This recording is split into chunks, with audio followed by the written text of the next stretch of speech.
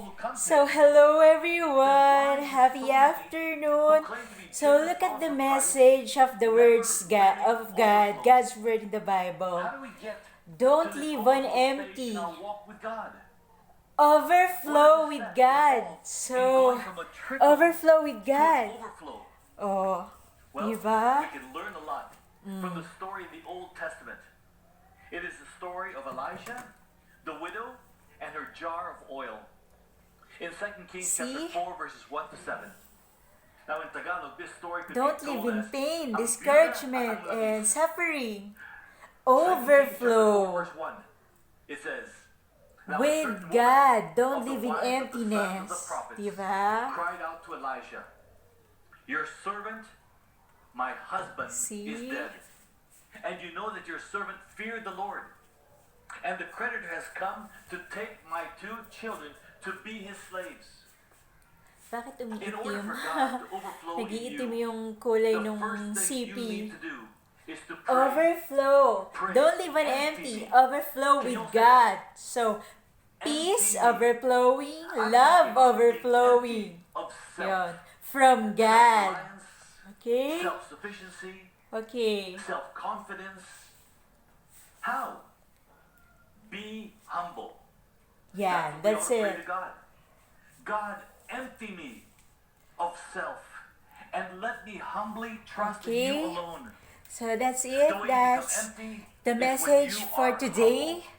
So, Remove all your pride. sana naintindihan You know the word natin. empty in the Bible is the phrase For pour it this out. coming new year, We for as this vessels new are to be year, emptied of bagong ourselves. taon ngayon. So, happy This bagong widow taon, was everyone! utterly empty. So, pagpasok ng She was bagong taon, heartbroken, Word of God agad ang napanood ko sa and cable. She So, grieved it's over good. the death of her husband, Nakakatuwa. a prophet under Okay? Elisha.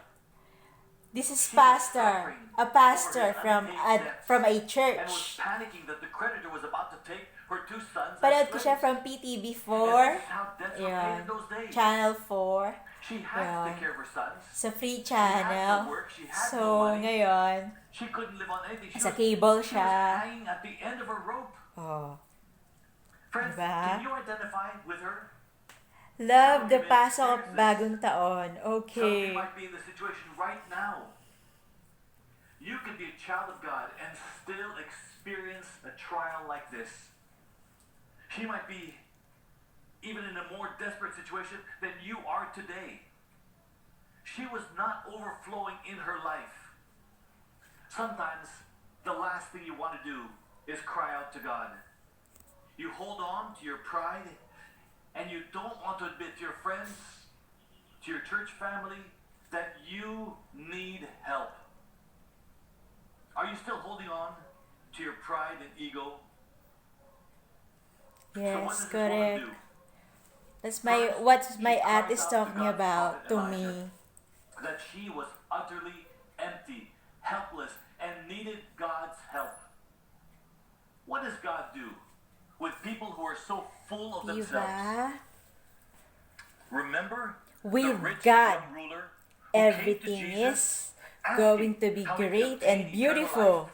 in His You know, that young time. man was so full of himself. So don't and leave on self-righteousness empty. that Overflow Jesus with did God. not help him, because Okay? he refused to humble Malalaman himself niyo yan and pag empty nagbasa himself. kayo ng Bible or ng A God's sheep Word. was found lost. So it's Hiding out in the totoo. cave for 6 Laki ng years. tulong niya Of for course, during this time, his my family life, grew sa life without ng anyone Rogas sharing family. it. They named it Sobrang Shrek. tama It took a siya. professional shearer Diba? 30 minutes to free Shrek of his heavy burden, when it normally takes just a few minutes. Its fleas weighed about 60 pounds or 27 kilos, enough to make 20 men's suits. Now, the reason I tell you this story, when God created sheep, He made them to need people to care for them. And the same is true for us. We are like sheep who need a loving shepherd to lighten and free us from our Amen. burdens. Amen. If Woo. we choose to be self-sufficient, we will end up like Shrek, Yeah. lost, helpless, heavily burdened. Left on our own, we may never survive. Until our cup of life is cannot fill it. So many today have filled their lives with pride, self-centeredness, Yes. selfishness, that is Yes. so filled with garbage. Yeah. I've got good news for you, friends. Mm. Good news. Next week, starting January 10 to 15, we shall begin our first fast for the year. Fasting is one way that we can empty Yeah. our So, cup of self. yun na yung born-again Christian ways. You see, So, fasting allows us to examine yun yung our ginagawa lives. nila about fasting naman. So, malalaman natin yan kung magbabasa tayo ng Bible. So, nandun lahat ng tinuturo To slow down. from Jesus Christ, from God's Son. So, you will know kung anong dapat gawin sa buhay. Okay? So, that's it, guys. See you next time. This is Mami Ria Palmaroga saying good afternoon and God bless us all. Woo! Hello, everyone. Through prayer on another level.